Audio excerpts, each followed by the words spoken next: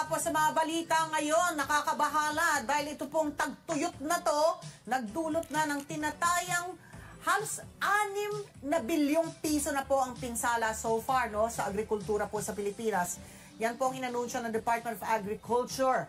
Kaya ano nga po ba ang magiging epekto nito sa ating mga consumer?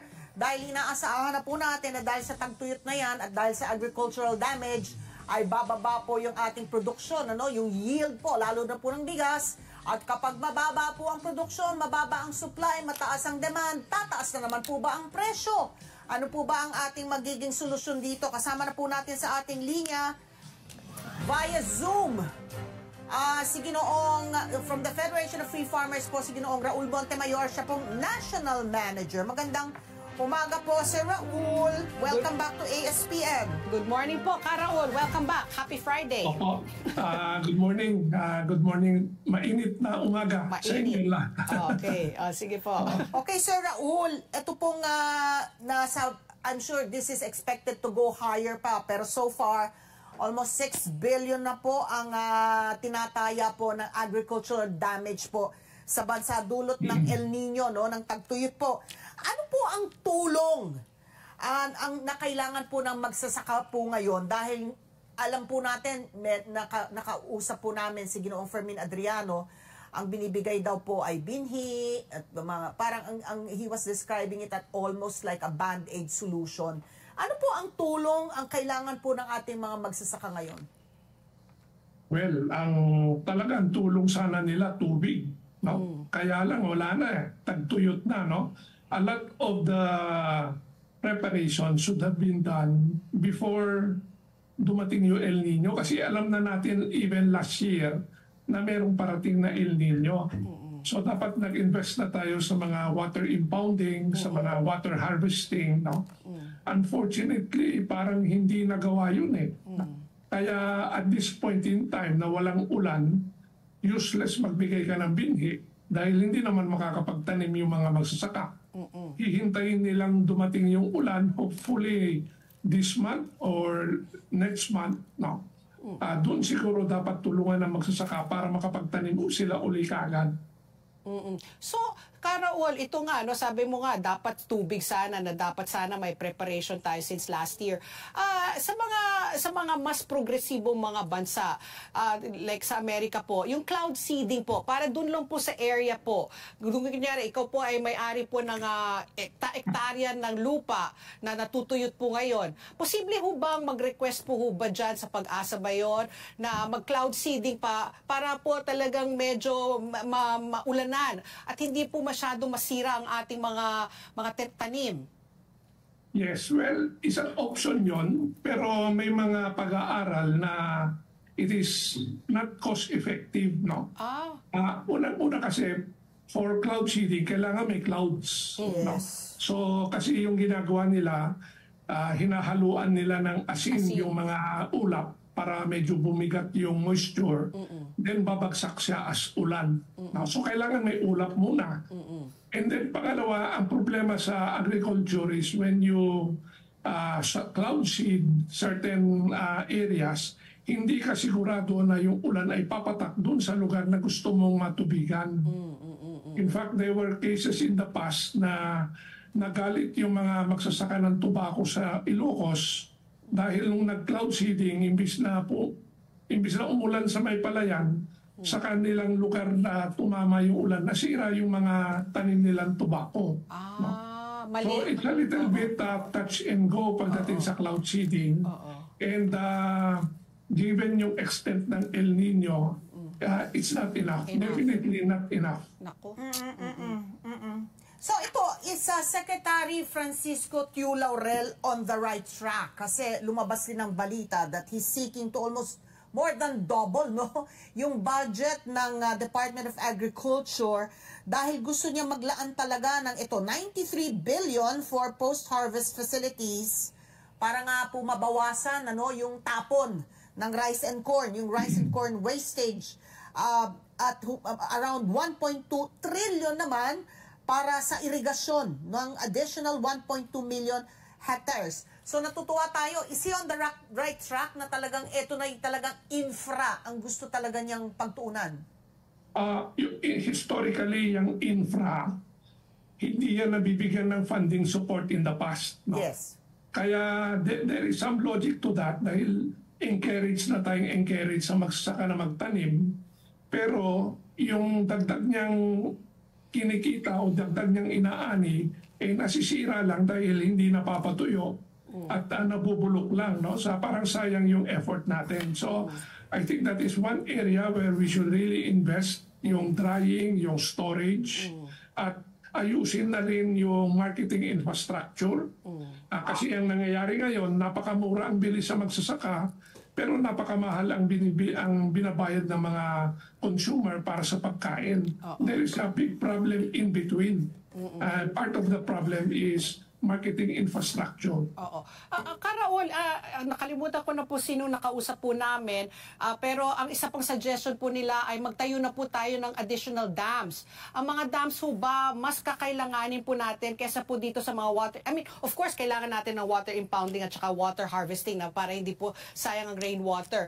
But do you think building new dams will also be helpful in the long term po para po sa irigasyon po ng ating mga magsasaka? Kasi nga, like ngayon, yung Angat Dam, no, 90%, pero ilang porsyento lang po talaga ang binibigay po dyan para sa irigasyon. Siyempre, ang number one po dyan, ang human consumption, di ba? Ang paggamit po. So, kayo po, karagdagang mga dams po, kailangan ho ba natin pa? At saan po? Also, although sa ngayon, merong parang idea na huwag na yung mga malalaking irrigation systems. No? Kasi yung malalaking dam, tapos malalaking palayan, unang-unang matagal tapusin yan. 3 to 5 years. Oo, mga mega dams. And pangalawa, pagka ginawa mong ganyang system, isa lang ang pwedeng itanim na magsasaka, palay lang talaga. Kasi napaka lawak yung tutubigan ng irrigation dam. So there's another school of thought now, and sila Secretary Laurel are giving more support to it. Smaller scale irrigation systems using rivers or irrigation pumps, and then in some cases powered by solar power. Solar power pumps. So these are mga 25 to 50 hectare irrigation systems powered by using solar power, and then sumisip-sip sila ng tubig sa mga ilog o kaya sa naghuhukay sila ng butas sa lupa para makasipsip ng tubig, supplying a smaller area, faster. In about 6 months nakatayo na yung system. And then hindi mo kailangan ng kuryente kasi may solar power. And the beauty of it is mas flexible yung farmer kasi small scale lang. Pwede siya magtanim ng gulay o kung mag-alaga ng iba pang mga hayop na hindi tulad ng mga large irrigation systems na binabaha mo yung buong area. So pero ito mga small scale na irrigation system talagang for irrigation lang. Hindi po pwede ito maging daanan po kunyari ng power ng water distribution, o hindi rin ito pwedeng gamitin po para sa mga tao. Talagang pwede po. So it will be multifunctional. Yes, because the solar panels will create electricity, no? And either baka may sobrang electricity o hindi mo na ginagamit yung irrigation, pwedeng kapitan ng linya sa mga bahay para sa ilaw. Good. And ang problema lang paggabi, walang kuryente. Walang kuryente, correct. Kasi yung technology ngayon na lagyan mo ng baterya yung mga system na ganyan para maipon yung power for the sa gabi, medyo mahal pa. Okay. That's a good idea. Okay. Sir Raul, okay. Yes. Would you like to finish? Is there something else you'd like to add? Or ito na yung next question natin, Sir Raul. Alam na po natin na itong rice tarification law is set to expire this year. No? So, ang sinasabi po ni Senator Cynthia Villar, dapat daw na i-renew. Ano po ang inyong stand dito? I-renew as it is? I-renew with amendments o wag na po i-renew? Well, unang-una clarification. Ang mag-i-expire yung RCEF, yung 10 billion fund. But the law itself, the rice tarification law, there is no expiry until it is amended or revoked. No? So patuloy pa yung batas pero yung buhay ng fund ay hanggang early next year lang kasi 6 na taon lang yun eh. Now, natataon na rin na pag-usapan yung 6 na taon na naglaan sila ng 10 billion per year, anong naging epekto nun? And kasabay na rin nun, anong naging epekto ng the whole rice tarification law as a whole? Hindi lang yung pondo, pero yung batas, ano yung naging epekto nun? At doon natin ibabase kung kailangan ba natin baguhin yung batas, no? Matagal na actually namin sinasabi na i-review na ninyo yan kasi nung first 4 years ng batas na yan, dumagsa ang import sa ating bansa, sobra-sobra. Bagsak ang presyo ng palay at maraming magsasaka ang nalugi, no? Kaya sinabi namin, let's review the law and see what safeguards we can put in. Pero ayaw nila eh. Sabi nila, it's a good law, too early to change it, etc., etc. Ngayon lang nila ginagawa, a little bit too late. And kaya nila pinag-uusapan ngayon kasi baliktad ang situation ngayon. Walang masyadong pumapasok na imported at mahal ang imported. Kawawa yung mga mamimili. Pero nung panahon na kawawa ang magsasaka, hindi sila gumagalaw. So, but better late than never. Opportunity rin pa rin sa amin na magbigay ng mga panukala kung paano ayusin yung batas based on the experience in the past few years. Pero Karaul, ito nga, no, nung nagkaroon po na kayo ng may 10 billion po dito po sa RCEP. Yung 10 billion po, if I remember correctly rin po, it was kumbaga, kung i-divide yan, no, among all the farmers, parang insignificant. Kasi nga, di ba, the 10 billion was supposed for the mechanization, di ba, dadagdagan po ng mga araro para po maging makina, hindi na po kalabaw ang gagamitin. So, yung 10 billion po na nakukuha po kada taon, did it really make an impact? Or the impact was so negligible that we can do away with it na talagang, yun na nga, pag-iisipin na po natin, para hindi pa aksayan ng pera para po sa mga magsasaka, hindi na lang ba dapat nabigay na lang po yan para sa mga binhi, kesa po sa mga traktora. Ano po ang ninyo po doon? Yung 10 billion na yan, ang tawag sa kanya was a Rice Competitiveness Enhancement Fund.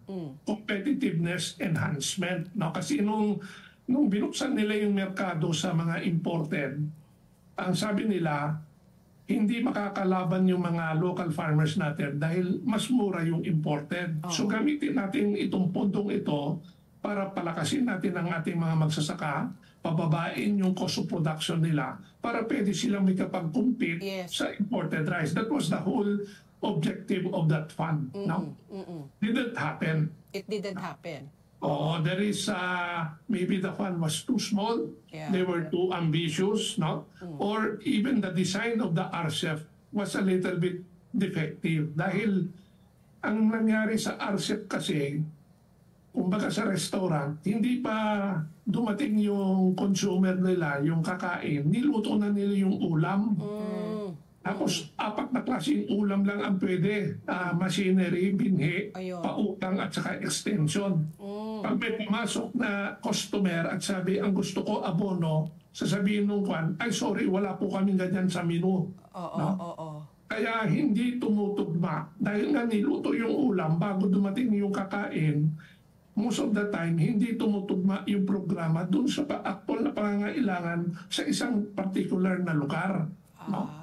At the same time, kulang talaga yung pondo. No? So, I think when they try to renew and extend it, pag-isipan na yan, kailangan site-specific yung kanilang mga intervention, hindi yung dekahon.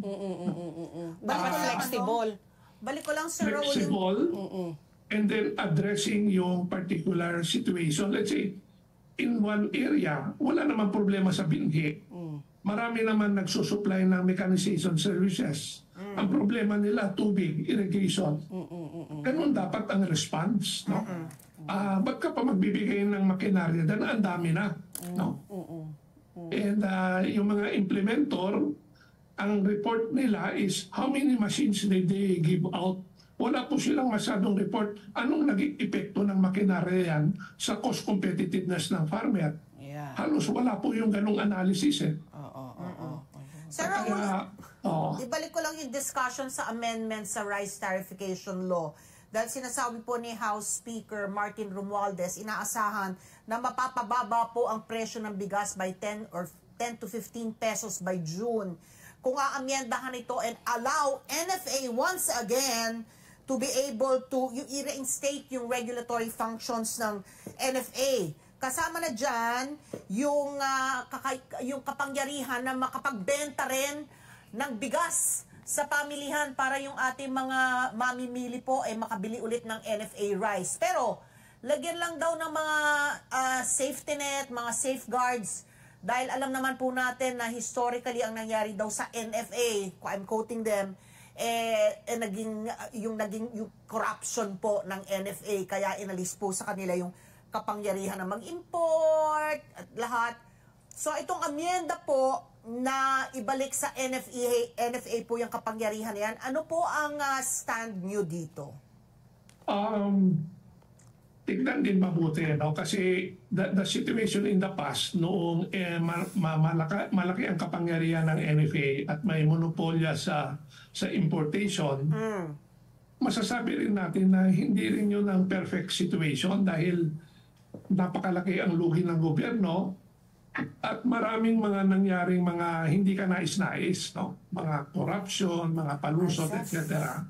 So when the RTL took effect, ang sinabi ng mga tumulak nun, alisin yung gobyerno sa industriya ng bigas, let the private sector handle it, let them compete against each other, and in the end, the consumers will benefit dahil competition will create low prices, no? Pero hindi rin nangyari yun eh. Yes. Lalo pang tumaas yung presyo ng bigas, nagkaroon ng mga hoarding, smuggling, price manipulation. Pero because of RTL, walang magawa ang gobyerno dahil tinanggalan sila ng power to regulate the market under RTL. So yun siguro ang pagbabalansihin nila. When the situation is normal, let the private sector do it, no? Pero extreme situations na napakamura ang palay o napakamahal ang bigas, then dapat merong sangkap ang gobyerno para pumasok at ayusin yung problema. Hindi tulad ngayon na they are powerless in it, no? Inutil sa situation.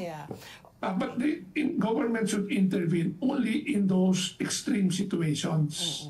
Karol, ito, I'm sure nabalitaan mo rin po ninyo. Anong reaction po ninyo po to dito sa ginawa po ng Court of Appeals na hindi po pinayagan na po ang DOST at ang IRI na ipapatuloy po yung golden rice na sabi po ng nakausap po namin na kailangan po talaga yan para po sa vitamin A. What is the reaction of the farmers po dito? Well, ang unang epekto kasi yan, golden rice lang yung usapan sa korte. Yes. No? And it's a GMO product, genetically modified. So, and sinasabi nila, baka makapahamak yan sa tao dahil hindi pa naayos yung sistema sa testing. Oh, that's okay, no? Hindi pa buo dahil bagong product na yan, no? Ang problema, nung sa court decision, sinabi niya, lahat ng GMO products ay bawal pumasok, bawal ibenta. So, nadamay pati yung mga dati pang certified na safe products like corn and other products na ginagamit na yon sa industriya like soya, no? Na biglang ipagbabawal yan dahil karamihan yan ay GMO products. Correct. So napakalaking epekto yan. Pag corn, yan ay patuka sa mga manok, pakain sa mga baboy. We import almost 50% of our corn. So kailangan nga daw i-review. Kailangan nga daw po i-review kasi nga parang that decision of the Court of Appeals talagang it opened a Pandora's box para nagkaroon ng kaguluhan ngayon. Even yung local corn natin ngayon, siguro mga 60% is GMO corn, mga hybrids. Kaya nga, oo. Pero yung mga varieties na yan, mga crops na yan, dumaan sila sa proseso dati. Kaya sila approved, no? And I think in fairness naman sa kanila, dapat hindi na ginalaw yon tumutok na lang doon sa issue ng golden rice. Yeah. And I think yung isa pa, may isa pang BT talong. BT talong. Talong. Oo, talong. Oo. Yes. At saka meron na rin tayong iba no, na kasi ang BT, yung BT na yan, mga yung mga para maging pest resistant yung Yes. gulay, hindi po ba? Meron pang iba di ba? Hindi lamang talong naman ang BT hindi po ba? Yes, in India, they already have BT talong for a long time. And ang balita ko, masaya yung mga magsasaka dahil kung resistant sa pest, makakabawas sila sa pag-apply ng pesticide. Correct. Yun ang Hindi sinasabi masisira yung kanilang tanim. No? Pero, saka mataas ang yield, hindi po, Mataas kasi ang hindi na yield, peste. yes. At pag mataas ang yield, madaming supply, bababa ang presyo. yes, pero tama rin na ingat din dahil ang ginagawa ng mga scientists, kinakalikot nila yung mga genes ng mga talong na yan. Oo. Hindi natin alam kung anong baka sa kakalikot nila, may nakalikot silang makakalaso naman sa tao in the end. No? Hindi natin alam. Yung kaya nga meron testing, meron protocol yan na dapat sundin. Merong ang alam kong nabasa ko na extreme talaga ng GMO sa Amerika dahil ang preference ng mga Amerikano pitso. So they genetically modified yung kanilang mga manok para malalaki yung pitso. So maaawa ka, these are chickens that are bred for food na hindi na makatayo yung manok dahil hindi makaya nung legs nila yung laki at bigat nung pitso nila. So most of the time they're just sitting. So yung maaawa ka pero yun ang buhay nila di ba? Binuhay sila para maging pagkain. So you're not supposed to feel for them but it's animal cruelty pa rin, di ba? Yung gano'n ng mga extremes, lalo na kapag buhay na ng manok. Hindi ba? Yun yung for me, di ba? Yes. Yun din ang mga GMO naman na parang extreme na rin. Naku, Sir Raul, marami po kaming napulot po sa inyo at insights po. At muli na naman kayong magbabalik dahil po ang issue ng sektor ng agrikultura sa ating bansa patuloy po talagang front and center po sa ating atensyon at focus. At patuloy po naming tututukan kaagapay po kayo, Sir Raul. Maraming salamat po. Din. It's always nice to talk with you too. Maraming salamat for saying that. Oo nga. Kaya lagi din namin kayo pinapatawagan. Mutual admiration naman po, Sir Raul. Maraming salamat po. Happy Friday po. Salamat. Okay, thank you po.